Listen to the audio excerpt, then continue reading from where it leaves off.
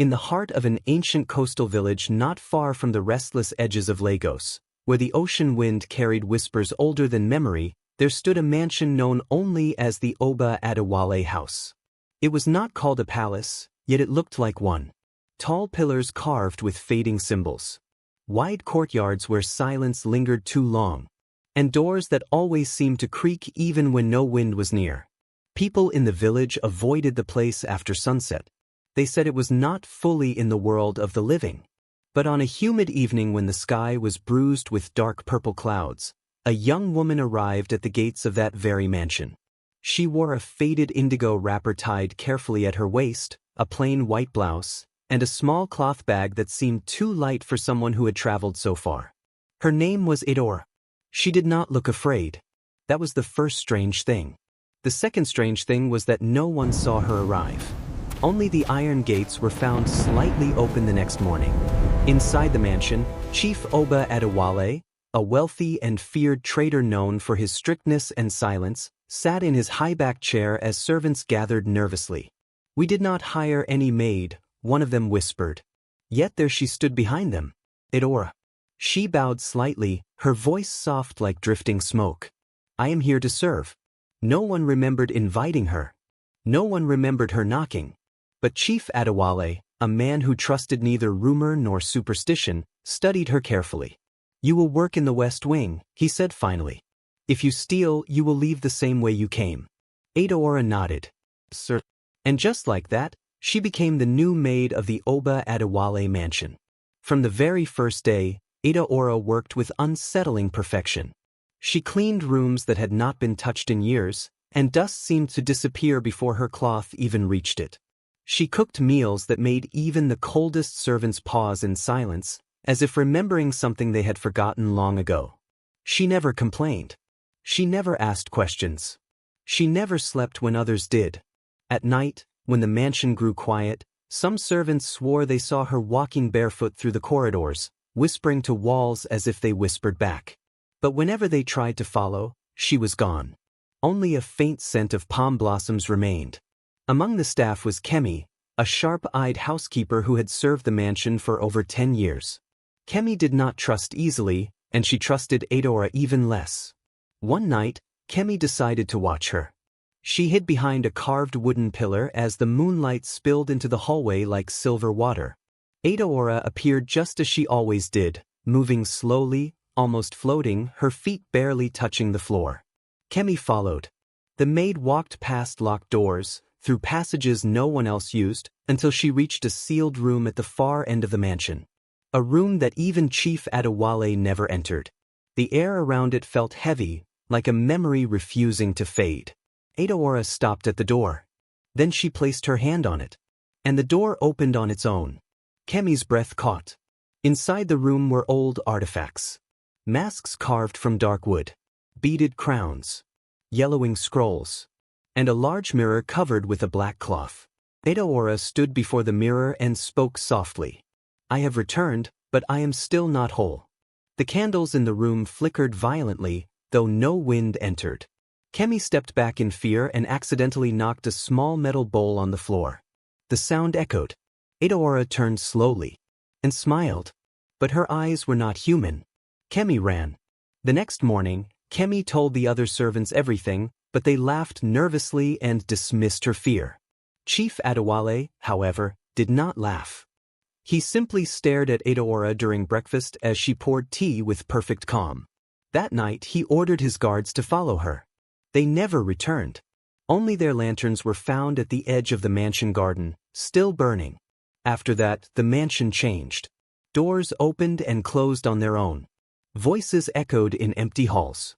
Some servants resigned without warning, saying they saw their own reflections move when they did not. Yet Adaora remained untouched by fear. One evening, Chief Adewale finally confronted her alone in the courtyard. "Who are you?" he demanded. Adaora paused, her eyes reflecting the moon. "I am the one who serves until the debt is paid." "What debt?" She looked toward the sealed West Wing.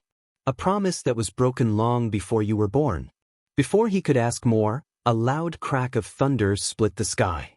The wind rose violently, and for a brief moment, Adewale saw something behind her.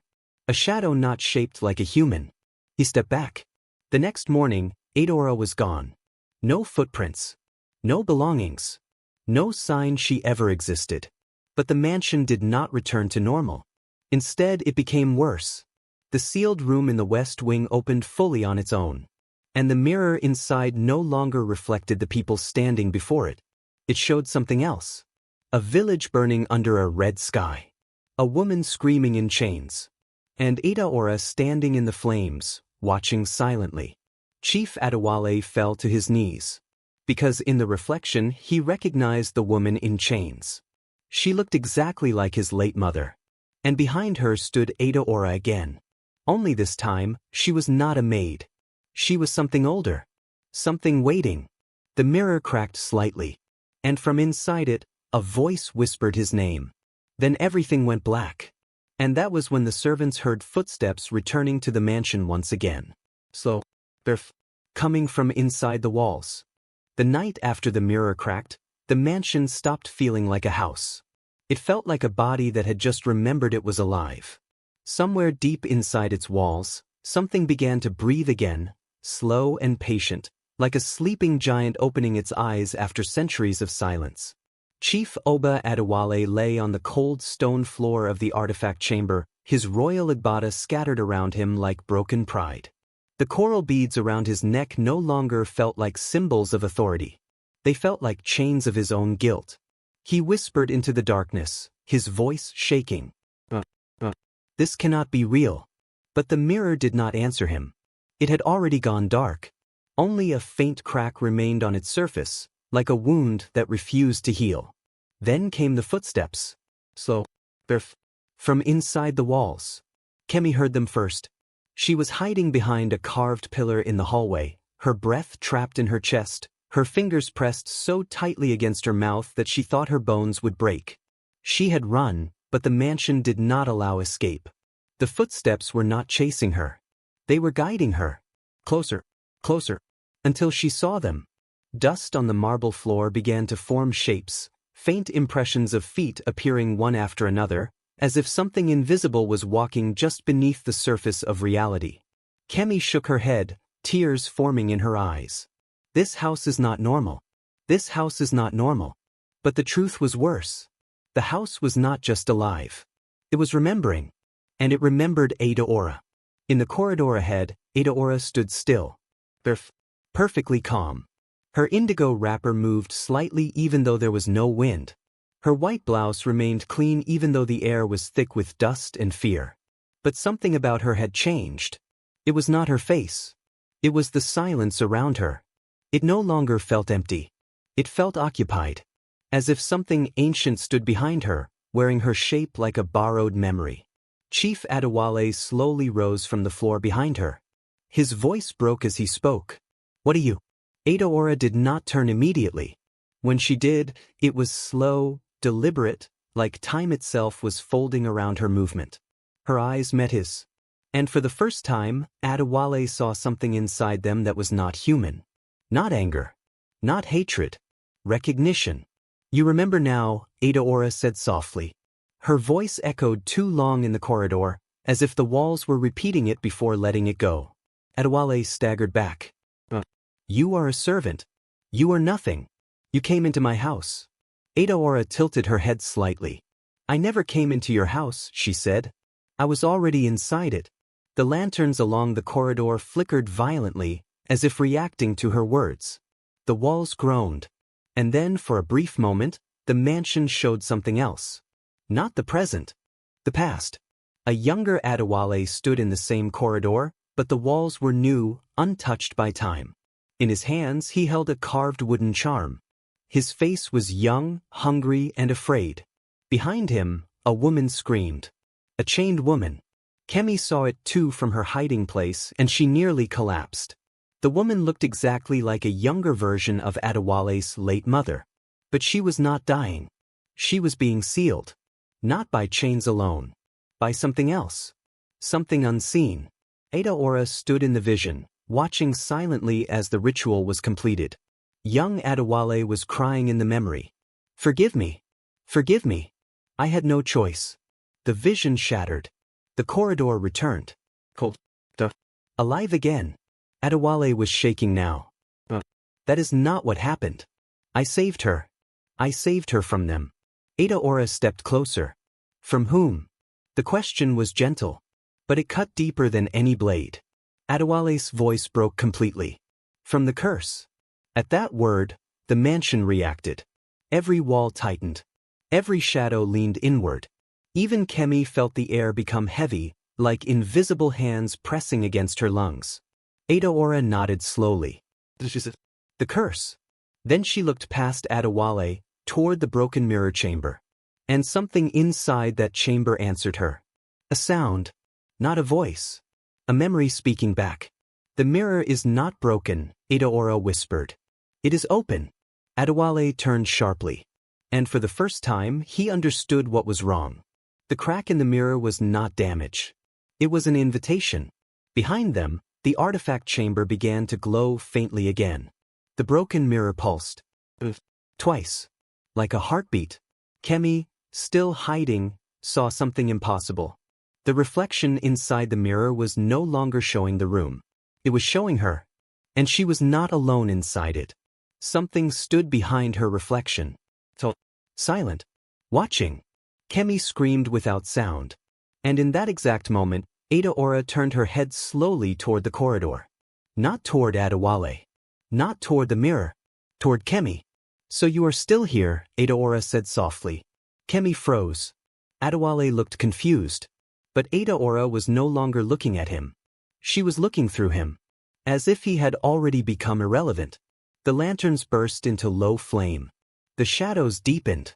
And the mansion spoke for the first time in a voice that did not belong to any human. Welcome home. Adewale fell to his knees again, trembling. No, this cannot be happening. Adaora walked past him without touching him. Her footsteps made no sound. Behind her, the walls began to shift. Slowly. Like something inside them was turning over after a long sleep. Kemi tried to move. She could not. Her body refused her commands. The same invisible force that had kept the mansion sealed for years was now waking up. And it had chosen her. Adaora stopped at the entrance of the artifact chamber and placed her hand on the cracked mirror frame. The glass inside it darkened. And then it showed something new. Not fire. Not memory. A door. A door that did not exist in the mansion. A door beneath the mansion. Deep underground. And behind it, something breathing. Adora's expression changed for the first time. Not fear. Not surprise. Recognition. So you are still there, she whispered. Adewale lifted his head slowly. His voice barely existed now. What is there? Adaora turned slightly. And for the first time, her voice carried something like sadness. The part of me you buried. The mirror cracked again. Wider this time. And from inside it, something began to press outward. The mansion groaned as if the earth itself was shifting. Kemi finally found her voice. What is she? Adaora looked directly at her. And smiled. Not human. Not kind. Not cruel. Just certain. I am what your ancestors locked away and called a maid, she said. And the ground beneath them began to shake. The final lantern went out. And in total darkness, something beneath the mansion opened its eyes. The underground chamber trembled as though the earth itself had awakened from a nightmare. Ancient stone pillars groaned beneath the weight of centuries. Dust rained from the ceiling while glowing symbols spread across the walls like rivers of blue fire. The shattered seal at the center of the chamber continued to pulse, releasing waves of ancient spiritual energy that shook the entire mansion. Chief Adewale could barely remain standing. His hands trembled uncontrollably as he stared at the enormous shadow rising from beneath the broken seal. It had no true face. No clear body. It shifted constantly between darkness and light, like smoke trying to remember the shape of a person. Kemi cried out as the shadows wrapped around her feet. She struggled to pull herself free, but every movement only drew her deeper into the darkness surrounding the chamber. Adaora did not move. She stood quietly before the ancient presence, her bare feet planted firmly upon the cracked stone. For the first time since she had entered the mansion, a gentle sadness crossed her face. She slowly closed her eyes. When she opened them again, the chamber disappeared. Not physically. Spiritually. Adewale suddenly found himself standing inside another place. It was the same land, but many centuries earlier. The air smelled of fresh rain. The rivers were clear. Children laughed beneath giant iroko trees. Women carried beautifully woven baskets across the village square while drummers welcomed the beginning of the harvest festival. There were no ruins. No mansion. Only life. Standing among the villagers was a young woman. She looked exactly like Adaora. Only now she wore magnificent white ceremonial garments embroidered with deep indigo patterns. Coral beads rested around her neck. Her braided hair was decorated with cowries and polished bronze ornaments. She smiled as children gathered around her. The old village priest approached Adewale. "You are looking at the first guardian. She protected this land before your family was ever born." The vision changed. The sky darkened. A terrible drought arrived. The rivers disappeared. The crops failed. Disease spread through every home. The frightened villagers begged for help. The elders believed an ancient spirit sleeping beneath the earth had become restless. Only one person possessed the power to keep that force asleep: Adaora. The priest continued. She offered herself willingly. Not as a sacrifice. As a guardian. The villagers performed a sacred covenant. Adaora bound her own spirit to the land. Her life became the living seal that kept the ancient darkness imprisoned beneath the earth. For generations, peace returned. The forests flourished. Children grew into healthy adults. The rivers flowed again. The vision shifted once more. Time passed. Kings came and went. Then Adewale saw his own ancestors. Powerful. Greedy. They no longer respected the covenant. Instead of honoring the guardian, they feared her. One elder spoke with cold authority. "If people remember the guardian, they will never obey us. We will erase her name." Another replied. "Seal her memory. Turn her into a servant. Let future generations believe she was nothing." The villagers watched silently. No one defended her. The sacred shrine was destroyed. The stories were rewritten. The guardian became a forgotten maid. The covenant was broken. The priest lowered his head. That was the beginning of every tragedy that followed. The vision disappeared. The underground chamber returned. Adewale collapsed to his knees. Tears streamed down his face. "My family did this." Adaora nodded gently. "Not only your family. An entire village chose silence. Silence can become a greater evil than violence." Kemi slowly stepped forward. Her fear had become sorrow. "Why did you come back?" Adaora looked toward the broken seal. "Because promises do not die. Even when people forget them." The enormous shadow continued rising. Its voice echoed through the chamber like distant thunder. "The covenant is broken. The guardian is free. Now the world will carry the burden." The mansion shook violently. Massive cracks split the floor. Stone pillars collapsed. The ancient spirit grew larger. Its darkness spread toward the ceiling. Adewale stood. His fear remained. But something stronger finally appeared. Courage. He removed every coral bead from his neck. "These beads belong to my ancestors. They carried their pride, their lies, their guilt." He placed them upon the shattered seal. Then he bowed deeply before Adaora. Not as a chief. As a man asking forgiveness. "Forgive what my bloodline has done. Teach us how to make it right."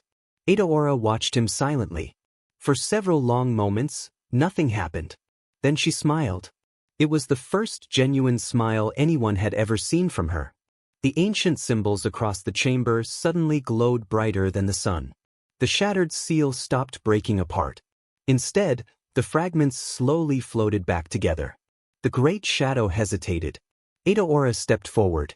She stretched out both hands. Brilliant streams of blue and golden light surrounded her body. Her human appearance slowly faded. Not into something frightening. Into something magnificent. She became the guardian once more. Radiant. Peaceful. Powerful. The same woman who had protected the land for centuries. The shadow roared. The guardian answered with silence. Then she placed both hands upon the restored seal. The entire underground chamber exploded with brilliant light. The darkness fought desperately. For one final moment, both ancient powers stood against each other. Then the light won. The shadow dissolved into thousands of tiny glowing particles that drifted peacefully into the earth. The chamber became still. Outside, the violent storm ended. The shaking stopped. The cracked walls of the mansion became quiet. Morning sunlight entered the ancient halls for the first time in many years. Birds returned to the trees surrounding the estate. Flowers began blooming where dry grass had covered the land. The curse had ended. Kemi walked outside and saw villagers slowly gathering at the gates. No one understood why the mansion suddenly felt different. Only that its fear had disappeared. Chief Adewale ordered the mansion to be open to everyone. The hidden shrine beneath the house was rebuilt. The true history of the Guardian was carved into stone so that no one would ever erase her story again. Children visited the shrine to learn that greatness is never measured by power, wealth, or titles. It is measured by sacrifice, truth, and keeping one's promises. No one ever saw Adaora again. Some believed she had become one with the land she protected. Others believed she still walked quietly through lonely villages, appearing whenever people forgot the value of honor. Even today, elders tell their children that when a stranger arrives barefoot with calm eyes and asks for nothing, they should offer kindness before asking questions. Because the person standing at the door may not be an ordinary traveler. They may be a guardian carrying the weight of promises older than memory itself. And those who honor truth will always find protection. But those who bury it will eventually be judged by the very secrets they tried to hide. My dear friends, lovers of stories, if this story touched your heart, then you are already part of our storytelling family. My dear friends, lovers of stories, hit the subscribe button right now and join us here on Telltale Stories TV.